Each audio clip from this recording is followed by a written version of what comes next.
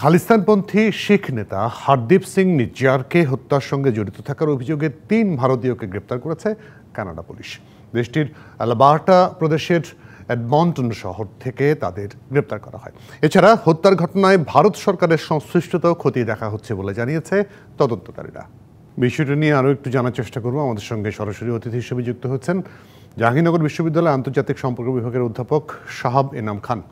অধ্যাপক সাহেব, আপনাকে স্বাগত। নিশ্চয়ই আপনি ঘটনা প্রবাহ তো জানেনই, নতুন করে বলার কিছু নেই। তবে একটা জিনিস আমি আপনার কাছে জানতে চাই, জাস্টিন ট্রুডো যখন পার্লামেন্টে বললেন তাদের কাছে যথেষ্ট পরিমাণ প্রমাণ আছে এই যে ভারতীয় গোয়েন্দা সংস্থা এই হত্যাকাণ্ডের সঙ্গে জড়িত, প্রমাণটা কিন্তু আমরা এখনো দেখলাম না, এখনো ডিক্লায়ার্ড হলো না। এটা কেন, আপনার কি মনে হয়? ধন্যবাদ।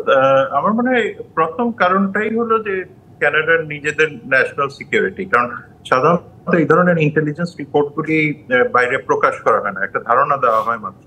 আর যদি আমরা সার্কামস্ট্যান্সিয়াল ইস্যুস গুলি দেখি পশ্চিমা মিডিয়ার ক্ষেত্রে থেকে, তাহলে এখানে অনেকগুলি ডট কানেক্ট করা যায়। যেমন অস্ট্রেলিয়ান ব্রডকাস্টিং কর্পোরেশন কিছুদিন আগে 2020 বা এরকম সময়ে বলেছিল যে ভারতীয় গোয়েন্দা সংস্থাগুলি হয়তো বা আপনার ওই কমিউনিটি সার্ভেইলেন্স করছে বা আপনার যেটাকে বলে ডিফেন্স সিক্রেট গুলি বের করার চেষ্টা করছে। তারপরে আপনার মার্কিন যুক্তরাষ্ট্র বলেছে সেই ক্ষেত্রে ভারতের আর্চ এনিমি পাকিস্তানও বারবার এই কথাগুলি বলে আসছে যে খালিস্তান কেন্দ্রিক বিভিন্ন রকমের ইনিশিয়েটিভস ভারত নিয়েছে, যে কারণে বেশ কিছু অ্যাসাসিনেশন হয়েছে। এছাড়াও যদি আপনি দেখেন যে মার্কিন যুক্তরাষ্ট্রে গত নভেম্বরে যে গুরপাতবন্ত সিং পুন্নাম তাকে নিয়ে যে ঘটনাটি ঘটলো, সেখানেও কিন্তু মার্কিন যুক্তরাষ্ট্র বলার চেষ্টা করছে যে ভারতীয় অথরিটি এটার সাথে জড়িত।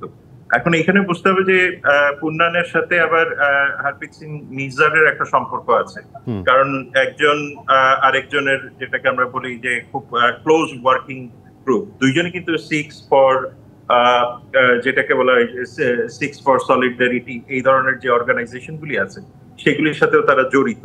সুতরাং সেই জায়গা থেকে ভারত সরকারের একটা বড় রকমের কনসার্ন কিন্তু আছে। এছাড়াও আমাদেরকে আরেকটা জিনিস বুঝতে হবে যে 2020 পরবর্তী সময়ে অমৃতপাল সিং বলে একজন ব্যক্তি আছেন যিনি কাল্ট ফিগার হিসেবে আসেন, তাকে নিয়েও কিন্তু এক ধরনের কন্ট্রোভার্সি তৈরি হয়েছে, যে কারণে তার যে ওয়ারিস পাঞ্জাব দে যে অর্গানাইজেশনটা আছে, যেটা ভারত সরকার মনে করে যে একটা টেররিস্ট আউটফিট হতে পারে, সেই ধরনের এজেন্সি বা সেই ধরনের আউটফিটের যে লিডার অমৃতপাল সিং কে কেন্দ্র করে কিন্তু ইন্ডিয়ান কনসুলেট যেটা আছে সান ফ্রান্সিসকোতে, সেখানে কিন্তু এক ধরনের আঘাতের চেষ্টা করা হয়। ইন্ডিয়ান হাই কমিশন লন্ডনেও করা হয় এবং ভারতীয় দূত মার্কিন যুক্তরাষ্ট্রের তারণজিৎ সিং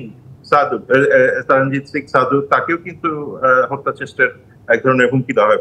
সেই কারণে মনে হচ্ছে যে ভারত সরকার এই বিষয়গুলিকেও যেমন মাথায় রাখছে, পশ্চিমা সরকারগুলিও এই এভিডেন্সেস গুলি কালেক্ট করার চেষ্টা করছে। তারপরেও যেটা আমাদের মনে হয় যে এই ক্ষেত্রে কনক্লুসিভ এখনো পর্যন্ত কোনো এভিডেন্স অন্তত পক্ষে কানাডিয়ান সরকার বা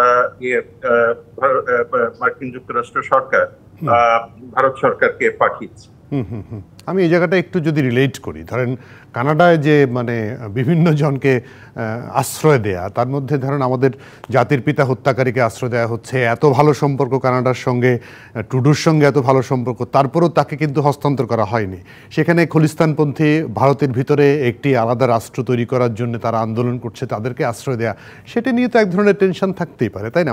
সে কানাডার এই আইনের এই ফাঁকফোকর বা আইনের এই অবস্থানটাকে আপনি কিভাবে দেখেন? না, নিশ্চিত। তবে একটা জিনিস কি, অনেক ক্ষেত্রেই আমরা পশ্চিমা বিশ্বে ডাবল স্ট্যান্ডার্ড দেখে থাকি। সুতরাং সেই সব জায়গাতে আমার মনে হয় যে ভারতের অনেক কনসার্নের জায়গা আছে। ইন্টারেস্টিং পার্ট যদি আপনি দেখেন, এই মুহূর্তে কানাডার 3% of population, almost like 16 lakh population কিন্তু পাঞ্জাবি শিখ। সুতরাং সেই জায়গা থেকে সেই সাথে আবার 2.3 লাখের উপরে আছে যারা ভারতীয় স্টুডেন্ট পড়ালেখা করছে ওই জায়গাতে। এই রিসেন্ট যে 3 জনকে অ্যারেস্ট করা হলো, যেটা আপনি বললেন, এই 3 জনই কিন্তু 2021 পরে বিভিন্ন ভিসায় ওখানে গেছেন। সুতরাং আমার মনে হয় যে কানাডা তার ইন্টারনাল পপুলেশন এবং তার ইন্টারনাল ইকোনমির সাথে পাঞ্জাবকে মোটামুটি একটা সামঞ্জস্য পর্যায়ে এসেছে। তবে এই জায়গাতে কিন্তু একটা ঘটনা আমাদেরকে মনে রাখতে হবে, সেইটা হলো যে আপনার